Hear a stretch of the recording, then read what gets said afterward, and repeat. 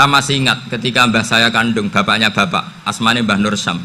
Itu wasiatnya minta dibacakan 4.000. Yang baca pas itu ya bapak sama anak-anaknya. Dan kemudian alhamdulillah zaman akhir itu mulai agak ngawur. Kalau ada acara itu wong liya kon maca anake mlebu metu gak melok maca. Itu keliru, saya jamin itu keliru. Saya sering kalau mimpin di rumah, kalau yasinan di tonggo-tonggo kok anaknya gak maca saya keluar. Bapakmu wong liya kon maca kata saya gitu. Jadi itu menurut saya itu yang jelas saya sampai ngisi begini. Yang ada riwayatnya itu idza mata ibnu adam in qata amaluhu illa min salasin shadaqatin jariyah au ilmin yuntafa'u bi awaladin sholihin yatullah. Itu tidak ada di hadis au kiyayin sholihin yatullah kata. Yang ada itu awaladin apa? Sholihin. Jadi anaknya harus ikut, kalau tidak ada usah kata. Akhirnya anaknya udah wedi nggih Gus nggih. Akhirnya tak kei jagung paling akeh kula mendet sithik. Wong aku ora anake kok. Kadang-kadang enggak, orang lain baca buahnya anaknya mau melebu metu mau enggak no tamu mbek rokokan. Itu harus ditobatkan itu. Keliru itu. Karena nasnya bukan auqiyayin sholihin tapi awaladin sholihin. Ini bukan provokator, ini memang ya harus seperti itu. Jadi ini sesuatu yang barokahnya istihad para kiai, sementing Islam kulino mimpi. Sehingga di Indonesia itu barokahnya itu, kebaikan itu jadi tolok ukur. Ada orang kok terkenal koruptor atau terkenal nyuwun sewu selingkuh atau terkenal apa, itu pasti tidak jadi. Karena moral itu menjadi tolok ukur. Dan itu adalah politik para kiai. Jadi ini saya cerita, dan itu negara juga akhirnya untung karena seleksi agama sama negara itu sama-sama kiai ya bilang negara harus dipimpin orang soleh, negara juga bilang seperti itu.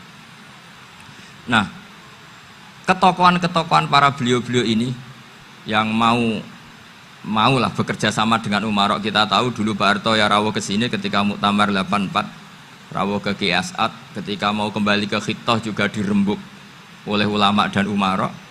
Dan akhirnya ini menjadi negara yang alhamdulillah semoga selalu menuju baldatun thayyibatu wa rabbun ghafur. Nah, kemudian di sini saya tabarruk dengan Said Muhammad, gurunya Kiai Haji Azaim. Saya mau cerita tentang amaliyah tadi. Saya sebetulnya nggak niat bacakan bab itu, gara-gara ada khataman jumlahnya banyak saya jadi pusing. Ini panitianya tanya, khatam betul apa enggak? Iya Gus, khatam betul. Tapi kayaknya saya tidak yakin itu. Karena saya ini kan dari pondok tahfidz itu. Biasanya anak khataman itu ya rodok bodoni itu. Dibaca buanter sing nyemak yang mendelok pojok etok. Mergo kebanteran. Nah, akhirnya lafat-lafat yang di tengah itu enggak di apa? Baca. Tapi ya semoga dimaafkan Allah lah. Yang jelas itu enggak. Tapi saya mau cerita ya. Jadi cara berpikir Said Muhammad ini nanti juga saya teruskan di Ma'had Ali. Ini saya baca ya. Di antara yang diyakini madhab Malikiyah, ini saya baca saja teksnya. Jadi ada riwayat namanya, kalau Said Muhammad bahasakan itu Ataqoh Somadiyah.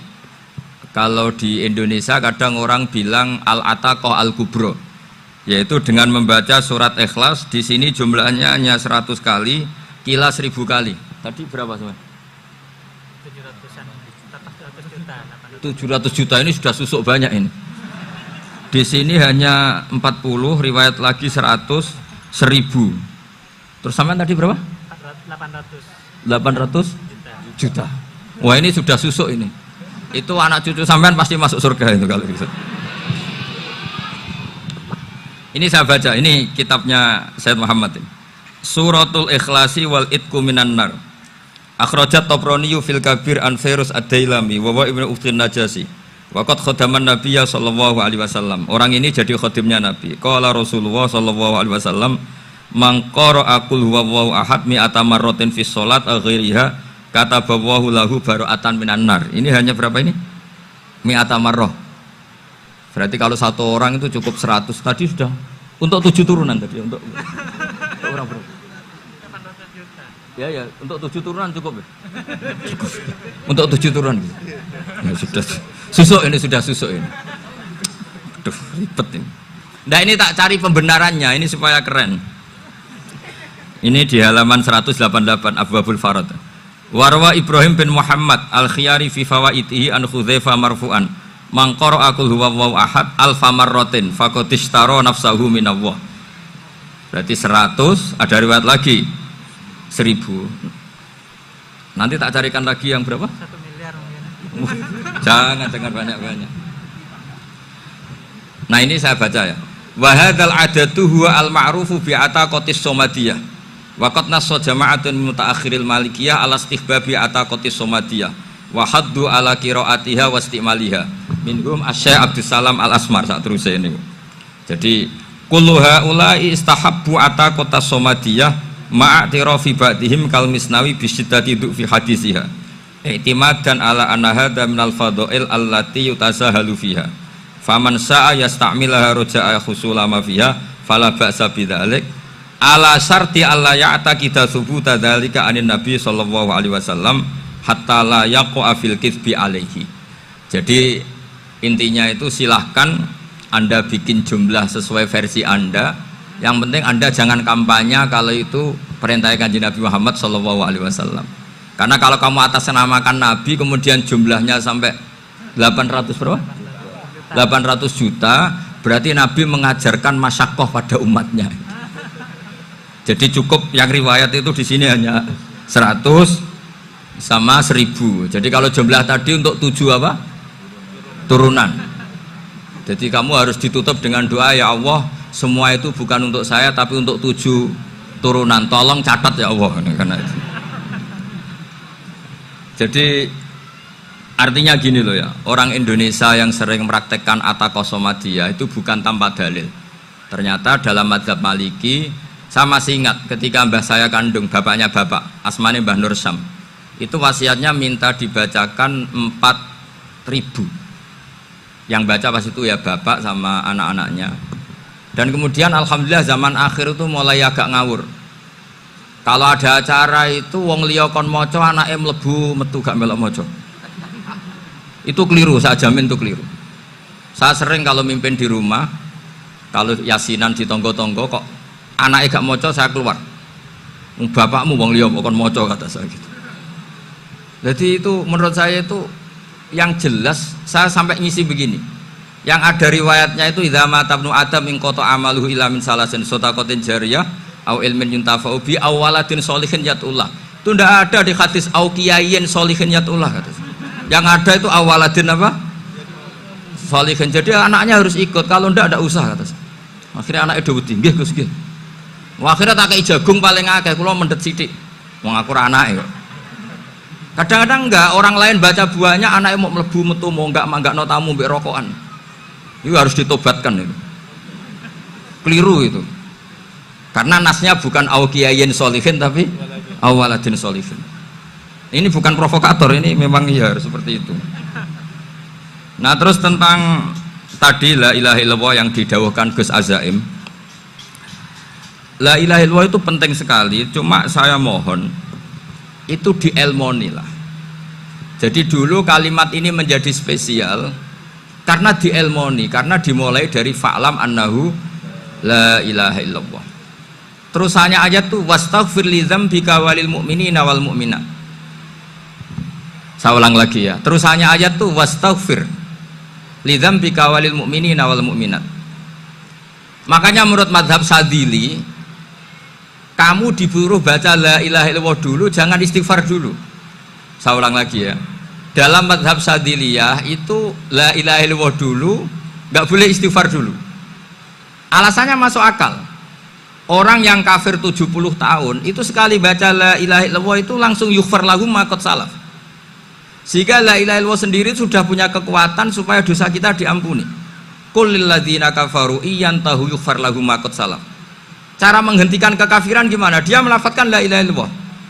Ini kalimat yang begitu saktinya sampai orang yang kafir puluhan tahun itu dosanya semuanya terhapus hanya karena melafadzkan la ilaha illallah. Nah, makanya kata Abdul Hasan Asyadili, wastaghfir li dzambika ay bihadil kalimah. Seseorang sah diistighfar itu kalau melafadzkan la ilaha illallah. Misalnya ada orang kafir mati kafir, sah nggak anak cucunya mengistighfari dia? Tidak sah karena belum melafatkan la ilaha illallah. Makanya kata Abu Hasan Asyadzili, wastaghfir li dzambika bihadil kalimah. Sehingga lafadz ini spesial betul. Tapi kadang-kadang beberapa mursyid cara berpikir lain. Ini kalimah thayyibah harus dibaca orang suci, sehingga mendahulukan apa? Istighfar. Untuk supaya pas ngelafatkan kalimah thayyibah sudah dalam keadaan apa? Suci. Itu juga masuk akal. Tapi secara meyakinkan saya sendiri lebih mengikuti manhajnya Abil Hasan Asyadzili karena alasannya tadi, yang kafir puluhan tahun saja langsung luntur dosanya karena melafatkan la ilaha illallah. Artinya la ilaha illallah sendiri sudah bagian dari istighfar. Nah, ya tadi buktinya.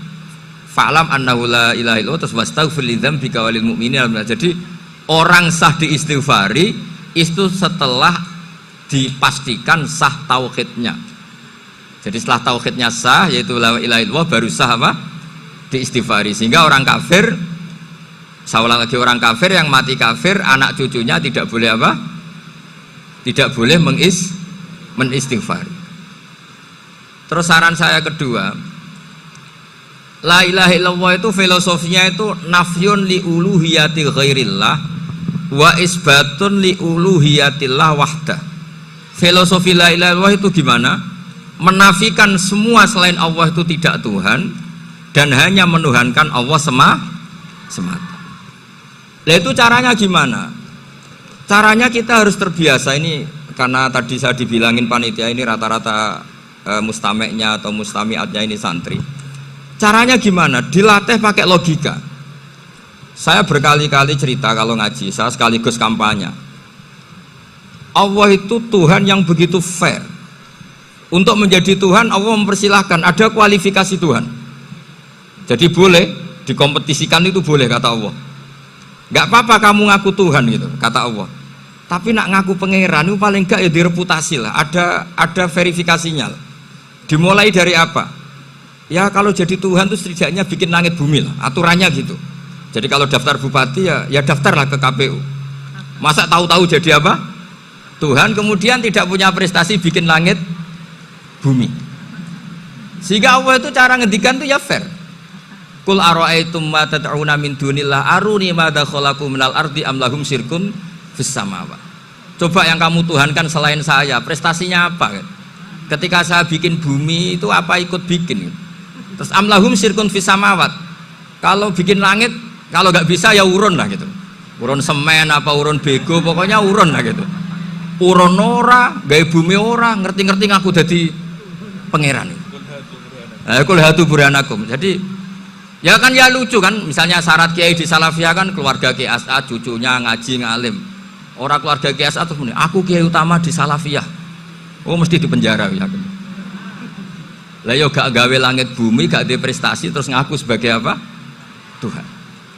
Sehingga fair. Makanya saya berkali-kali cerita. Jubair bin Mut'im itu punya anak namanya Muhammad. Ini sudah orang alim, Muhammad bin Jubair bin Mut'im. Itu cerita awala islami abihi.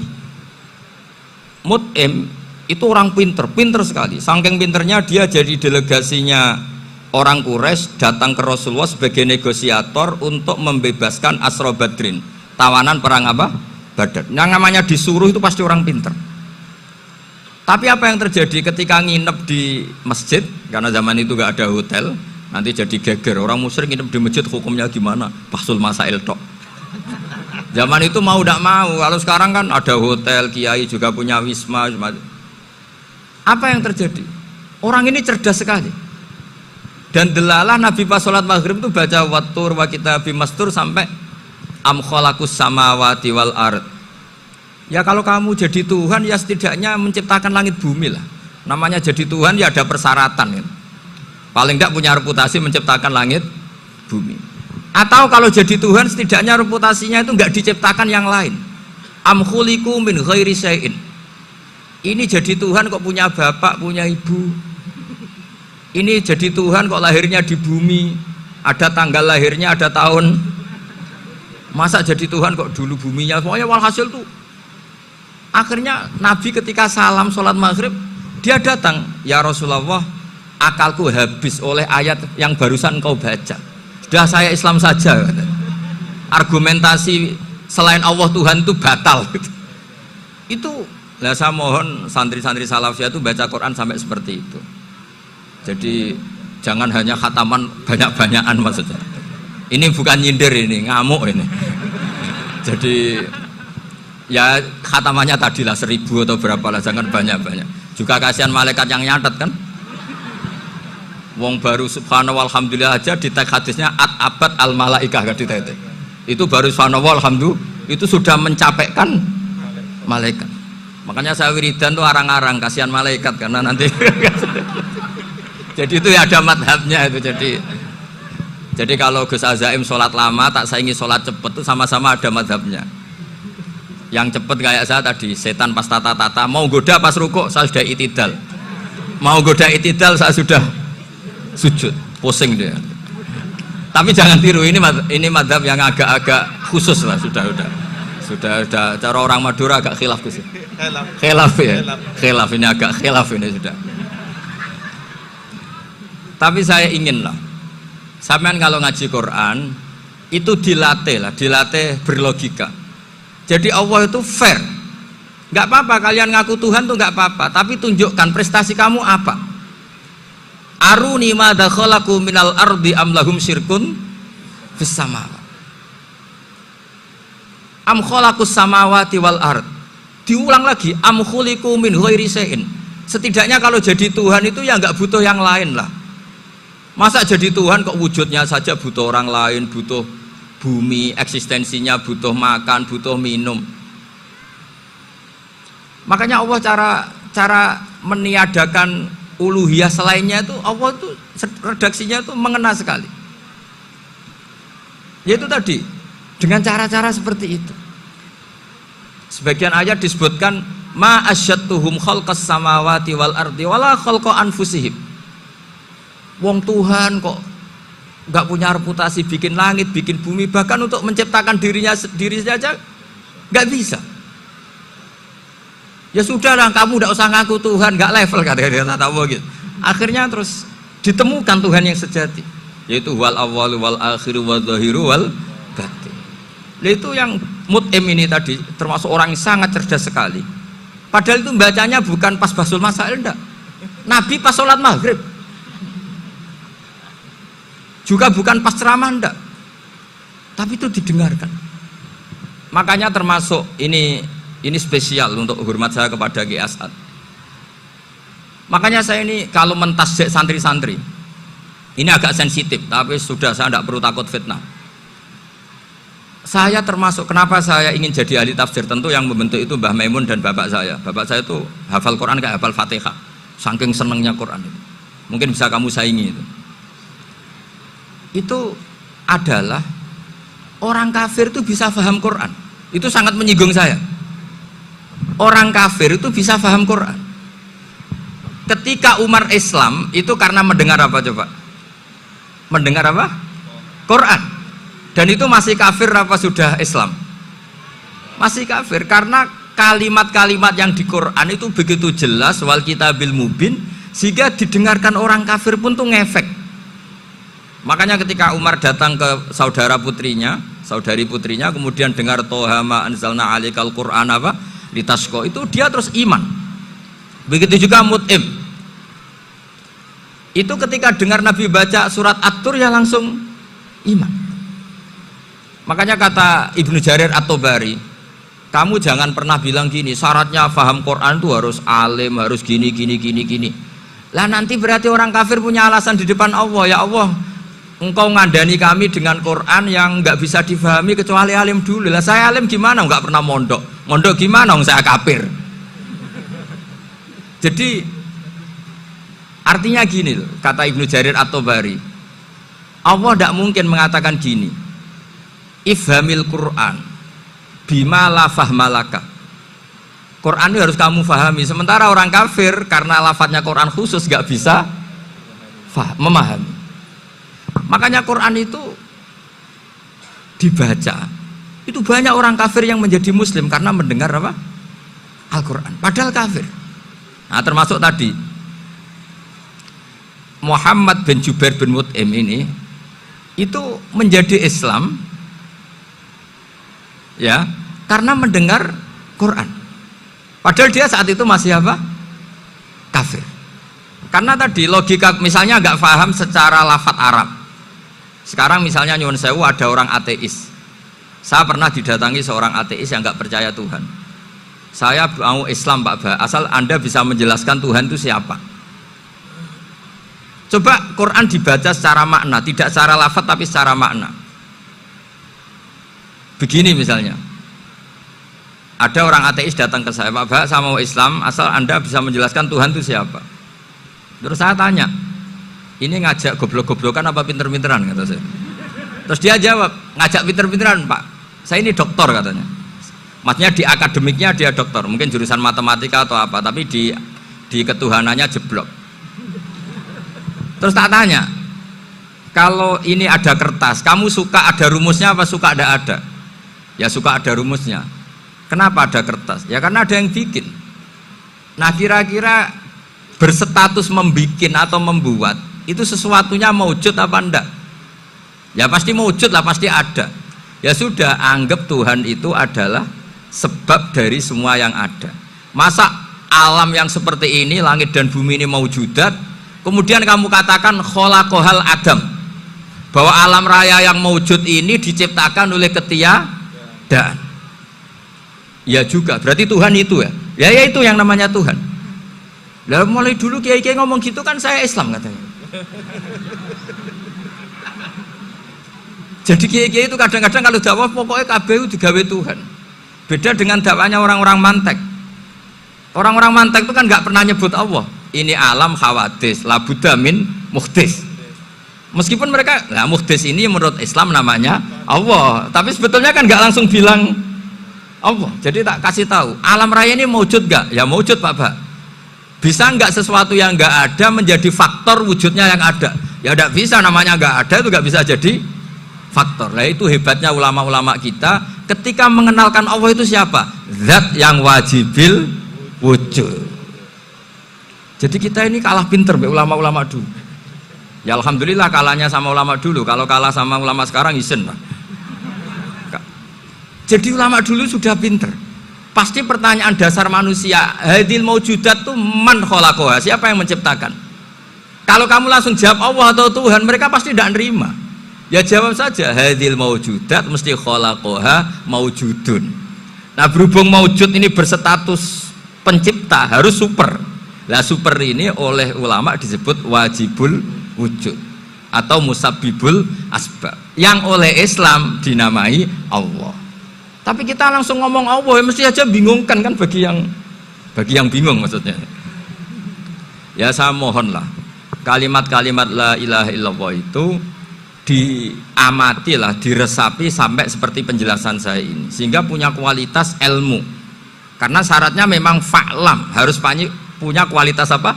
Ilmu. Ilmu itu apa? Ma'rifatus syai' ala ma huwa alaih. Mengenal sesuatu sesuai detail-detail sifatnya sesuatu itu. Misalnya kalau Allah sudah jadi Tuhan, ya harusnya qabla kulli syai'. Masa Tuhan sama yang dituhani wujudnya dulu yang dituhani? Ditemukanlah sifat awal atau qadim. Makanya benar Gus Azaim tadi, kalau sudah bertauhid harus hafal akidah berapa khamsin. Dimulai apa? Wujud. Kenapa harus dikatakan wujud? Karena alam raya ini kadung maujudat. Hadhil alam maujudun. Masa maujudun khalaqahul adam, masa maujudat khalaqahul adam. Nah itu yang disebut am khuliqu min ghairi syai'in am humul khaliqun. Jadi saya mohon semohon-mohonnya, cobalah tradisi-tradisi lihat baru ayat ini dihidupkan lagi, sehingga kita baca Quran itu sekaligus menjadi orang yang sangat argumentatif. Karena Quran adalah qul falillahil hujjatul balighah. Dilatih. Jangan bosan, dilatih. Makanya kalau saya baca ayat-ayat seperti itu, cek fair Allah itu. Fair betul. Enggak apa-apa saya punya pesaing kata Allah, tapi yang imbang dong. Pas aku gawe langit ya bantulah, atau ada langit tandingan lah kira-kira gitu. Kalau saya bikin bumi ya ada bumi. Nah misalnya sekarang orang Cina bikin matahari, materinya dari mana coba? Dari yang sudah ada sekarang kan? Tetap saja agak ikut bikin kan? Tapi kalau Allah bikin langit bumi minal adam minal wujud, Kalau mereka paling rekayasa yang sudah wujud di otak-atik. Nah, harus sampai seperti itu. Sampai kata Gus Azim kul hatu apa? Burhanakum tadi. Jadi ini cara-cara kita untuk menguatkan iman. Aruni madza khalaqu minal ardi am lahum syirkun fis samawati. Terus kata Allah, itu nih bi kita min qabli hadza au atharatim min ilmin. Kalau kamu enggak setuju teori ini kata Allah, cari kitab suci versi Anda. Aturan jadi Tuhan itu apa coba? Ya tetap saja semua kitab suci akan mengatakan di mana-mana Tuhan itu pencipta langit dan bumi. Jangan yang lahir di bumi jadi Tuhan. Jangan Lata Uzza jadi Tuhan. Jangan karena sakti jadi Tuhan. Nah ini di sini pentingnya ilmu balaghah, ilmu mantek yang alhamdulillah di pondok-pondok kita masih diajari. Makanya kata mantek sebetulnya ilmu akal hanya menemukan hadil maujudat khalaqaha maujudun. Nah yang wujud ini siapa? Ya wajibul wujud. Nah kemudian Islam menamai ini Allah Subhanahu wa ta'ala. Makanya ulama dulu itu kalau ngendikan Allah itu siapa? Zat sing wajibul wujud. Itu filosofinya luar biasa. Karena dengan seperti ini bisa menafikan teori ateisme bahwa alam raya ini diciptakan oleh ketiadaan. Makanya saya bilang tadi, ngajak goblok-goblokan apa pinter-pinteran gitu. Lah nek ngajak goblok-goblokan yang ngene, hadhil maujudat khalaqahal adam. Terus kita goblok bareng. Loh iya kan barang maujud diciptakan yang tidak maujud. Wong ora wujud kok mempengaruhi sing wujud. Ya monggo nak goblok bareng kata saya. Akhirnya, gak Gus, saya ini dokter masa kamu ajak goblok? Ya sudah pinter saja kata saya. Alhamdulillah karena debat kecil ini dia menjadi nyaman lagi dengan apa? Islam. Memang saya tentu nggak bisa disalahkan doktoralnya karena di ilmu yang selain apa? Teologi gitu. Tapi kan polanya dia pasti pinter. Makanya ini sekaligus mengingatkan anak-anak lah. Kecakapan menjelaskan itu harus dilatih karena di antara kelebihannya Quran itu wal kitabil apa? Mubin, yaitu kitab yang punya kemampuan menjelaskan. Ini yang terakhir saya beri contoh. Terakhir ini penjelasan Quran. Dulu orang kafir itu cara berpikir itu begini, Muhammad, urusan kita ini banyak, problem kita banyak. Masa iya urusan yang banyak ini cukup dengan satu Tuhan? Kalau problem banyak ya Tuhannya harus banyak. Ada Tuhan pohon, Tuhan hujan. Ya kayak Cina itu ada Dewi Kuan Im keberuntungan, ada yang sial, yang pokoknya diurus yang banyak lah. Maka mereka bilang aja'alal alihata ilaha wahida inna hadza la syai'un ujab. Ini aneh, urusan banyak kok Tuhannya satu, ini aneh lah. Tapi Nabi secara sabar, dan yang diomongnya orang kafir, tidak anak Mahatali, orang kafir. Jadi nanti kalau anak Mahatali gak paham Quran kebangetan, orang kafir saja paham. Akhirnya Nabi secara santai, secara rileks memberi penjelasan gini. Kalau Anda menjadi buruh, kalau orang Arab dulu bilang abdan, kamu suka nggak punya majikan banyak, perintahnya beda-beda, semuanya memaksa kamu untuk nurut. Sama punya majikan satu yang baik. Ya nggak suka lah Muhammad kalau majikan saya banyak, semuanya berhak merintah saya, nggak enak. Majikannya satu saja. Terus kata Nabi, Tuhanmu itu majikan kamu. Kalau Tuhannya banyak, kamu bingung. Nanti perintahnya banyak. Akhirnya mereka paham. Dan itu segampang itu Allah memberi penjelasan. Dorobawo masalah rojulan. Fihi syuraka umutasyakisuna warajulan salamal lirojul hal yastawiyani masalah alhamdulillah. Langsung diberi analogi. Kalau kamu jadi buruh punya majikan banyak yang perintahnya beda-beda, kemudian jadi buruh yang majikannya satu, kamu milih mana? Ya milih satu Muhammad. Ya sudah, kalau Tuhannya banyak perintahnya banyak, kamu juga bingung. Langsung menjadi paham. Ketika ada orang tidak ikhlas, Nabi cara memberi penjelasan juga gampang. Misalnya saya dikasih uang Gus Azaim 1 juta. Kemudian matur nuwun saya sama Pak Afif. Aneh enggak? Saya ini orang aneh enggak? Orang aneh enggak? Itu Nabi kalau mencontohkan orang tidak ikhlas gitu. Kata Rasulullah, orang tidak ikhlas itu sebagaimana orang beli budak. Min kholisi malih. Budak itu dibeli dari uangnya sendiri. Kemudian fa'amilah hadal abdu, budak ini kemudian bekerja dan a'tohullatahu, hasilnya dikasihkan sama orang lain. Terus Nabi memberi percontohan, ayasurrukum ayyakuna abdukum kadzalik. Apa kamu suka kalau budak kamu seperti itu? Dulu orang-orang dulu kan beli budak untuk disuruh bekerja terus disuruh setor apa hasilnya. Jadi budaknya kamu yang beli, yang biayai. Kalau sekarang mungkin nggak ada budak, gini lah. Saya nyuruh Zaid, tak kasih mobil, tak kasih bensin, tak kasih uang jalan supaya narik angkot. Hasilnya disuruh ngasihkan saya. Ternyata dikasihkan orang lain dan matur nuwun sama orang. Kamu suka punya budak seperti itu? Ya tidak suka ya Rasulullah. Ya ibaratnya seperti itu. Bumi yang bikin Allah, nyawa kamu yang bikin Allah, semua fasilitas dari Allah. Kemudian kamu menyembah selain Allah. Segampang itu. Dan Nabi telaten sampai dulu yang mayoritas orang kafir menjadi mayoritas Muslim, dan semuanya tanpa paksaan, la ikroha fiddin, karena qad tabayyana rusdu minal ghayy. Nah, cara tabayana gimana? Yaitu punya kemampuan menjelaskan. Wal kitabil apa? Mubin. Ini makanya saya mohon lah, ini saya mohon semohon-mohonnya anak-anak ini kan kader-kadernya Mbah Samsul Arifin, Mbah As'ad, Gus Fawaid, sekarang Gus Azaim, semuanya harus punya kemampuan wal kitabil apa? Mubin. Sehingga diantara sifatnya Nabi itu fatonah, punya kecerdasan. Nabi itu gak pernah debat kalah, itu meskipun sudah terdesak gak pernah kalah. Pernah Nabi itu ngendikan la adwa wala tiarata, tidak ada penyakit menular. Ada orang yang mungkin kurang suka, iseng, ada onta yang sudah gudiken dijejerno sama yang waras, ternyata yang waras jadi gudiken. Akhirnya Nabi diundang lah kira-kira gitu, ya Rasulullah, kata engkau gak ada penyakit menular, tapi ini onta yang gak gudiken tak jejerkan yang gudiken ikut gudiken, berarti kan menular. Nabi santai jawab, faman jarrobal awal, lalu yang pertama gudiken ketularan siapa katanya. Wah kalau ini asli Nabi, ya sudah seperti itu. Jadi ngiranya dia menang karena yang gudiken pertama nulari yang kedua. Ternyata Nabi tanyanya lagi, faman jarrobal awal, yang gudiken yang pertama siapa? Oh ini asli ya, maksud saya itu. Jadi Nabi itu gak pernah kalah, karena Nabi punya apa? Fatona. Jadi saya mohon, ya tadi makanya ini efeknya itu khatamannya nggak boleh banyak-banyak ya. Maksud saya kalau musim khataman ya nggak apa-apa, khataman banyak-banyak. Tapi kalau nggak musim khataman ya musim-musim tadabbur gitu.